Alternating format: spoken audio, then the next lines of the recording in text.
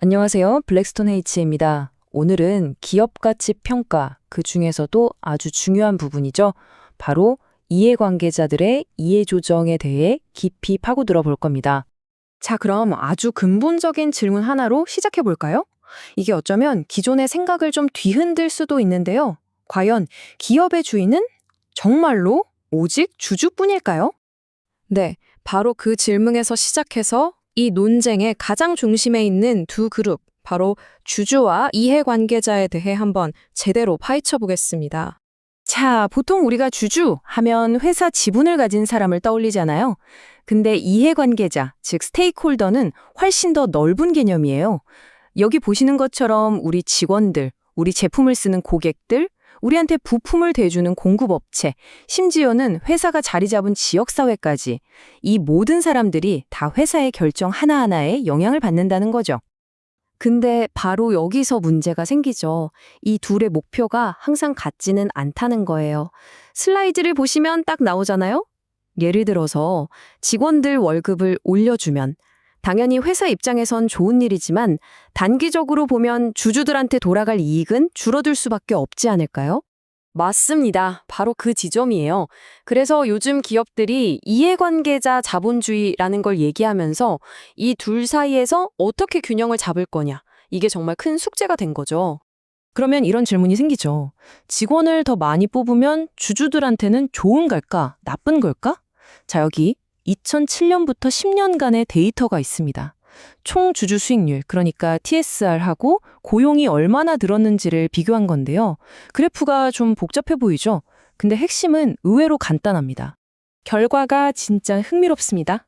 딱 봐도 아시겠지만 고용을 늘린다고 해서 주주 수익률이 확 오르거나 반대로 뚝 떨어지거나 그런 직접적인 관계가 보이지 않아요.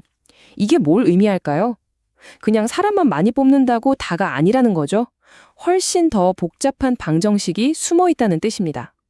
어떤 전략으로 움직이느냐가 훨씬 중요하다는 거예요.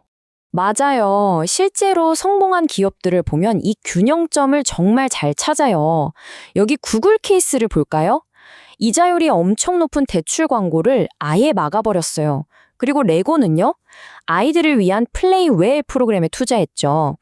당장은 돈이 안 될 수도 있지만 이런 활동들이 써여서 결국 뭘 만들죠?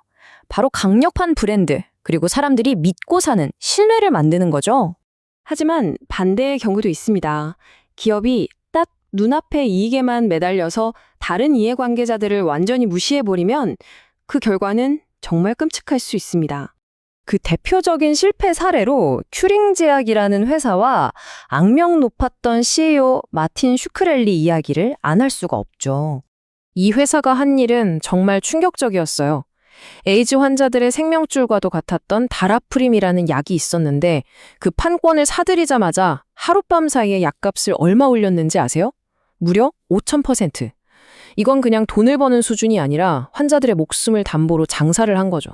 사실 이런 탐욕이 한 회사만의 문제는 아니었습니다. 훨씬 더 큰 규모로 터진 게 바로 2008년 글로벌 금융위기잖아요. 그때 은행들이 어땠나요?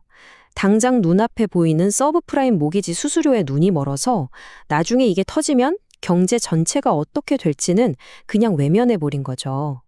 자, 그럼 지금까지 좋은 사례와 나쁜 사례를 모두 봤는데요. 이걸 통해서 우리가 얻어야 할 진짜 교훈은 뭘까요? 특히 기업의 가치를 제대로 보려는 우리에게 말이죠. 결론은 명확합니다. 단순히 주주들 배만 불리는 전략은 이젠 위험하기 짝이 없는 구시대적 발상이라는 거예요. 진짜 지속 가능한 가치는요, 모든 이해관계자들의 이익을 함께 생각하고 균형을 맞출 때, 바로 그때 만들어지는 겁니다. 사회를 망가뜨리면서 혼자만 잘 나가는 기업은 결국 스스로의 가치도 파괴하게 되는 거죠. 그래서 마지막으로 여러분께 이 질문을 던지고 싶습니다. 만약 여러분이 CEO라면 당장의 이익과 사회적 책임, 이 둘 사이에서 어떤 선택을 하시겠습니까? 이건 단순히 CEO만의 고민이 아니에요. 투자자로서, 또 직원으로서, 소비자로서 우리 모두가 답해야 할 질문이 아닐까 싶습니다.